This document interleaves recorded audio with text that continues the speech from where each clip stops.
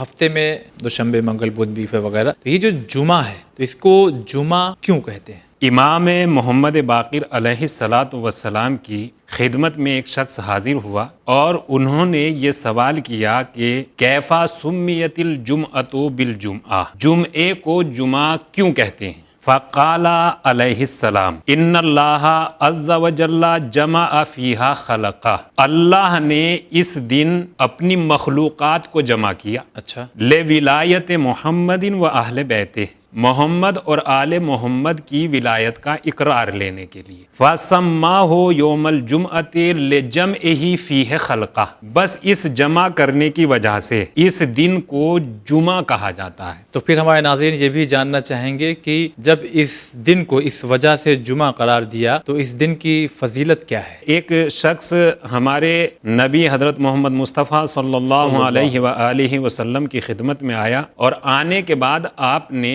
جمعے کے بارے میں سوال کیا۔ اللہ کے رسول نے ارشاد فرمایا فَسَأَلْتَنِي عَنِ الْجُمْعَةِ، اگر مجھ سے جمعے کے بارے میں معلوم کر رہے ہو تو بس اتنا سمجھ لیجئے کہ آسمان کی بلندی پر رہنے والے معصوم ملک اس دن کو یوم المزید کہتے ہیں، یعنی برکت کا دن، اضافے کا دن۔ انسان اگر نیک کام انجام دے گا تو وہ نیک کام بھی ڈبل ہو جائیں گے، ان کا ثواب، ان کی جزا ہوگا، اور اگر اس دن کوئی غلطی سرزد ہو جائے گی تو اس غلطی کی سزا بھی ڈبل ہو جائے گی۔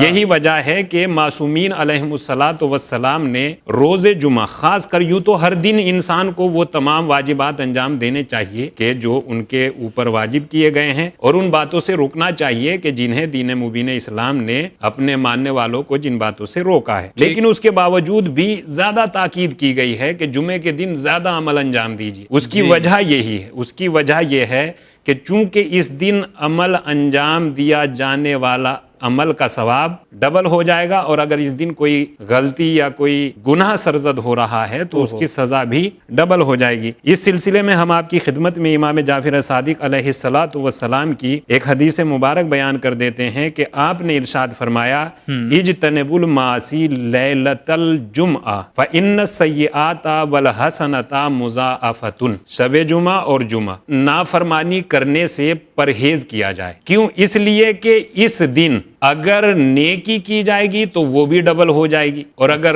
غلطی کی جائے گی تو اس کی سزا بھی ڈبل ہے۔ اس کے علاوہ پروردگار عالم نے جناب آدم کو روز جمعہ خلق کیا۔ جناب آدم اور جناب حوا جب آسمان سے زمین کی طرف آ رہے تھے تو جناب حوا کو ایک دوسری جگہ پر اتارا گیا اور جناب آدم کو ایک دوسرے مقام پر اتارا گیا۔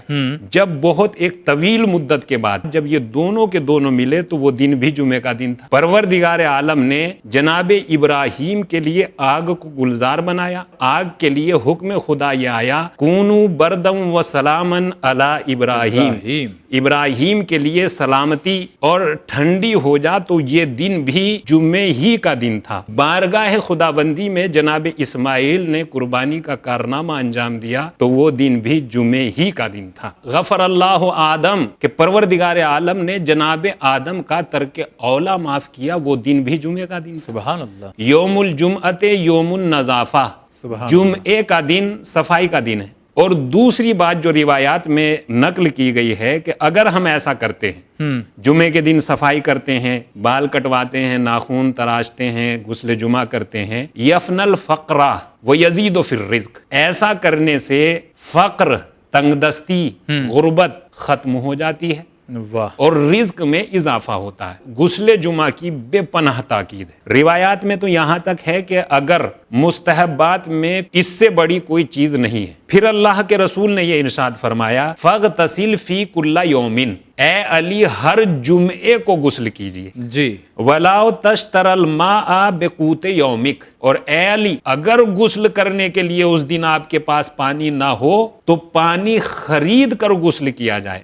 اتنی زیادہ یعنی تاکید ہے۔ دیکھیے یہ دوسری بات یہ ہے، اگر پانی خریدنے کی حالت میں انسان نہیں ہے تو یہ کہا جا رہا ہے وَلَا تَشْتَرَ الْمَاءَ بِقُوتِ يَوْمِكَ، چاہے پانی خریدنے کے لیے آپ کو ایک دن کا کھانا بیچنا پڑ جائے، وہ بیچنی پڑ جائے، مگر آپ غسل کیجئے، اس غذا کو بیچ دیجئے، اس کھانے کو بیچ دیجئے، اور بیچنے کے بعد پانی خریدیے، اور پھر جمعے کے دن غسل کیجیے. سبحان اللہ. فَإِنَّهُ لَيْسَ شَيْءٌ مِّنَ التَّطَوُّعِ أَعْظَمُ مِنْهُ، اس لیے کہ مستحبات میں اس سے بڑا کوئی عمل ہے ہی نہیں.